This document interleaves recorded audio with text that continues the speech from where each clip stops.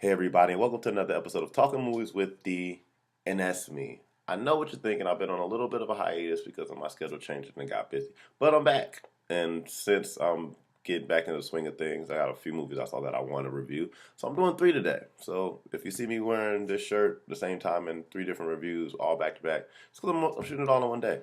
I could change the shirt, but I'm not gonna do that. So anyway, let's get to my review, my first review, and it's the one I definitely know I have to do, and it's The Jungle Book. Look for the bare necessities, the simple bare necessities. The movie is based off of the 1967 Disney classic, and I stress classic, Jungle Book. Well, we get a narrated story from Bagheera the Panther, who's voiced in this movie by Ben Kingsley, who tells the story of how he came upon a man cub named Mowgli, who's played by Neil Sethi, and basically how he found him in the jungle, raised him. He was raised by wolves, and now it's his journey of getting out of the jungle because Shere Khan, the tiger played by Idris Elba, doesn't like man and wants to kill him. So, as always, no spoilers, no spoilers, no spoilers. Even if you saw the 1967 classic, you have a gist of the story, but you don't have it all. So anyway, before I get to my negative powers like normal, I have to stress this, especially in the world where most movies are heavily CGI and a lot of fans and movie fans and stuff like that cry out for we want more practical effects, we want more practical effects, we want more practical effects. Star Wars, we want more practical effects, blah blah blah. And I'm one of those people that enjoy practical effects and not just CGI, crap. When it's not good CGI, I should say. And this was a movie that not only had great CGI, I need to stress this, and this is part of the wow factor with the movie, is that the whole movie was shot in California on green screen on a soundstage. The only element in this movie that is real is the human element being Mowgli. All the animals, the rainforest in the background, all the water, everything you see besides that little boy is fake. And that's an achievement in itself because watching this movie, and if you've seen the trailers and probably the picture I'm going to put up, you're going to think there's no way that this tiger's not real. Granted, there's going to be spots where you're like, oh, he's talking, so he can't be real. But times where Bagheera's moving and Shere Khan and King Louie and all of them are just sitting there, it's like, man, it looks real, and it really does. And it's sitting when Mowgli's sitting on the logs and running and doing all this thing. Oh yeah, they just went to somewhere where you can jump in trees and it works. No, it's all fake. Not one thing of it's real. But now we get that out the way, and that's the big point. That's the very big point of it. I mean, Jon Favreau, who the guy who directed Iron Man, Iron Man, which is one of my favorite Marvel movies, and Chef, one of my other favorite movies about food. Uh, he just did an amazing job, as he does. Excuse me, with a lot of his films. He's a great director, and he said it was going to be the most technological movie, a technological advanced movie ever made. And I agree. I don't see you topping this. But anywho, or at least not right now. And obviously, the people at Warner Brothers thought the same thing. I believe it's Warner Brothers because they were doing Jungle. They're doing another Jungle Book that's supposed to come out next year by Andy Serkis, and it was pushed back. And I see, and this is a good reason why. But let me get to my negatives, and part of my negatives actually has to do with the look of the movie because in the very maybe the first 10 seconds when you first see Mowgli and you see him in that world, it looks he doesn't look 100% in place. That's just to me. I'm not sure if it's like that for everybody, but the first 10 seconds when I see him running, it looks out of place. It looks like he was put there and he's not real. And if that makes any sense, or maybe the background's not real or the background isn't real and he's real.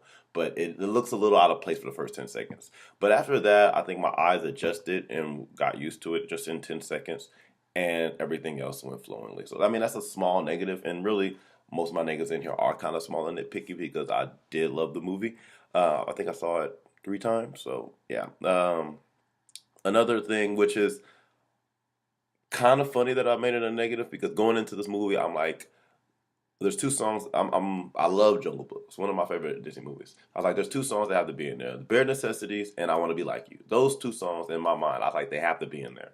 And I guess it's a tiny spoiler. I guess that they both are. Those are the two songs in there. Yeah, I guess it's technically a spoiler, but you're probably gonna be happy knowing that anyway. So yeah, so and it was I was expecting both of them to be there, but those two songs are in there, and Blues flowed just seemingly with the story. Granted, it neither song to me were as good as the original Jungle Book. I did grow up on them, so I'm definitely biased in that sense. But both of the songs I did like. Blues just flowed with the story and just it worked. It just came so naturally. But King Louis, I felt, was sort of shoehorned in there, and that's probably because people like me said it had to be in there. You know, it was like you. I'm trying to say it without giving away anything, but let's just say it was shoehorned in there. And as much as I liked it, and I did like the song, and it's Christopher Walken playing King Louis, him doing the voice and singing the song, I did like. Granted, not better as good as the original, but it was still good. It just didn't just flow into it so smoothly. But once the song started going, I was like, oh, I didn't mind. That's just if I gotta say negative, hey, there's a negative right there. And the last thing, which again, it's not really a negative, but more like a heads up for anybody who has kids and wants to go see it. This isn't the 1967 Jungle Book, so and some of the and so yeah, that's why I said it's kind of like just a warning. Um, the kids Jungle Book, it had its issues where it wasn't realistic in some sense. You know, Shere Khan being chased around with fire on his tail and stuff like that, or him and Kaa having a cool conversation and Kaa walking around because he's a slinky or whatever. And that stuff's not realistic. This movie was aimed to be as realistic as possible, and being that there are three elements in the movie I think are scary. Like it didn't technically scare me, but it's like, oh, this whole setup is like a horror film because you're being attacked by a tiger, an orangutan, a giant orangutan, a snake, just a snake trying to eat you. So like for little kids to see that, it might scare the crap out of them. I mean, if there's 3, 4 years old and stuff like that, I think maybe 6 or 7 year olds will be fine with it. I personally, they might. I mean, yeah, yeah. I don't. I would take my kids, I think. But that's just me. But I don't think everybody would, and I think some kids would be scared. And but they'd also would get over it after, jumping back into the other flow of things. Anyway, those are my negatives. Like I said, I really truthfully had two. One was just really a warning, and they were very nitpicky. I mean, things that I didn't really it was whatever. Anywho, let's get to my positive. I have a lot of them, but I'm not gonna go into all. But like I said, let me start with the visuals. Visuals were fantastic. Animals looked great. Um, the story, I think, is probably the biggest, besides visually, is one of the great achievements of adapting this movie. It's because they didn't just, oh, let's take the 1967 Jungle Book and make it live action. I guess not live action. I should say realistic because it wasn't real except for Mowgli. But the story and what they did with it was great because they took some of the problems that people have or that you may have with the 1967 where it's very kiddie, animated. You can get away with certain things, like Baloo picking up a tree and scratching on his back and stuff. You can get away with that in an animated cartoon, but you can't get away with that a live CG movie.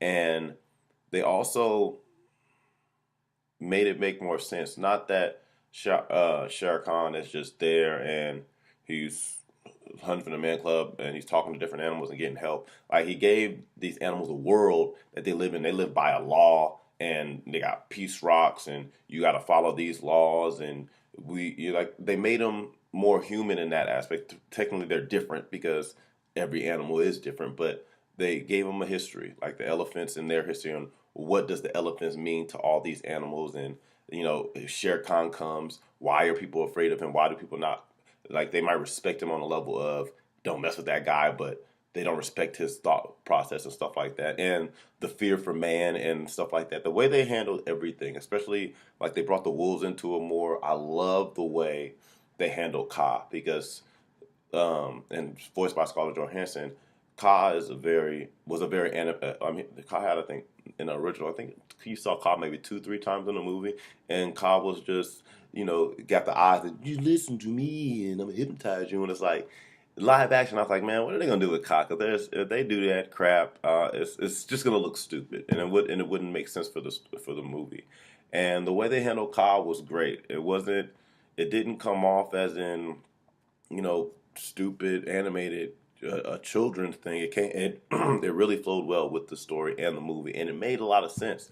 And you got a lot of information from it as well. So the way they handled that, the way they handled Shere Khan, period, because he's a Siberian tiger, and that's every animal in the jungle probably they have to fear him. I mean, he's a tiger, and the way they handle him and his mannerisms and everything was just scary as crap, but put a smile on my face at the same time. It's like you don't want to mess with this guy, and there's a reason they made him as fearful as he should be. And so him, Christopher Walken as as King Louis was just funny. Is it? I'm a gigantic. I can't say it. I don't remember all the words. So I'm gonna let it go. I messed it up, so I'm gonna let it go. Yeah, whatever. However you said it, but the voice talent, man, I can go on and on about the voice talent because everybody was perfect. I was worried about Scarlett Johansson as Cobb because I was used to the cartoon, and then seeing that scene, it was like that was perfect. I already talked about Idris Elba and Shere Khan. Man, if that voice isn't terrifying and commanding of power, it's not on Darth Vader or Mufasa level. It's not there. It's not there. But it's in the ballpark. It's in the range somewhere. When you say who you name some powerful voices you've heard over the years of somebody commanding power and fear and all that kind of stuff. And Idris Elba has it in Shere Khan. I already talked about Christopher Walken as in King Louis was great. I haven't talked about my man Baloo by Bill Murray. Him as Baloo was such greatness because dang it, I can't. Let's just say the way Baloo's handle is great. I loved everything with Baloo in it. It made me laugh about how he was and what they did with his character instead of just making him a bear who just who they basically dissect his character a little more. They go into his mind frame and stuff like that. Man, you know what? This is not even a spoiler, so I can say it. He's a con artist. That's really what it boils down to. He's selfish. He's lazy. And he's a con artist. They really gave him, set him up on how he's supposed to be, and they did it so well, and it stayed so true to Baloo, but as well as in making it so this is why Baloo's the way he is. It's just in the way Bill Murray portrayed him and he talked. It was just great. And the last thing I'm going to talk about, because like I said, I had a lot of positives, but I'm going to say one last thing before I go, and that is Neil Sethi, the kid that played Mowgli. Not only did he do good as a child actor, because, and this is being his first feature film, as far as I know. I don't believe he really did much of anything before this. But not only was he good as a child actor, he was acting against. He had nobody. He was acting against sticks and puppets and playing on sets that were not real and stuff like that. If you take a look at the Star Wars prequels, most issues that people have is that what they were acting against the green screen, and so it came off fake and wooden, and they even had people there, but this kid had nothing but, hey kid, this is supposed to be a big bear. You're playing, you guys are hanging out, swimming in the river, you're making jumps on the stomach, blah, blah, blah. He had to make all that up in his imagination. And I think they did great with that. So with that being said, as you can tell, I raved about this movie. It was my number 2 anticipated, I believe, of the year, and I'm happy with it. So I think if you haven't seen it yet, I mean, the movie's doing great in the theaters. It was second, like I said, this is reviews going up kind of like this is on its second week, and it's actually was number 1 both weeks. I think this is the movie you got to see. This is one of those movies that you need to go see, enjoy. If you haven't seen it yet, what are you doing? Go see it. Oh, my bad. I forgot. Score. Out of score, I'll give it a 9.2. It wasn't a perfect movie, and even though the negatives weren't that bad, I give it a 9.2. It wasn't a perfect movie for me, but I did love it. I loved the heck out of this movie. I would recommend it to any and everybody, unless your kid's 3 or 4 and they kind of, might be kind of scared or whatever like that. But other than that, I love the movie. I think everybody should go see it.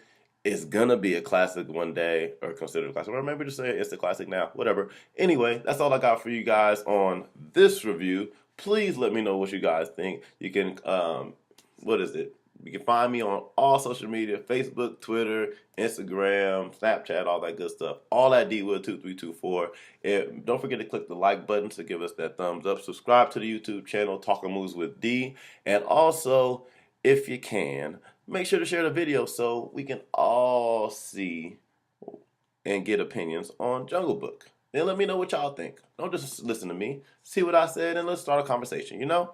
That's all I got for you guys. So deuces and I'm out.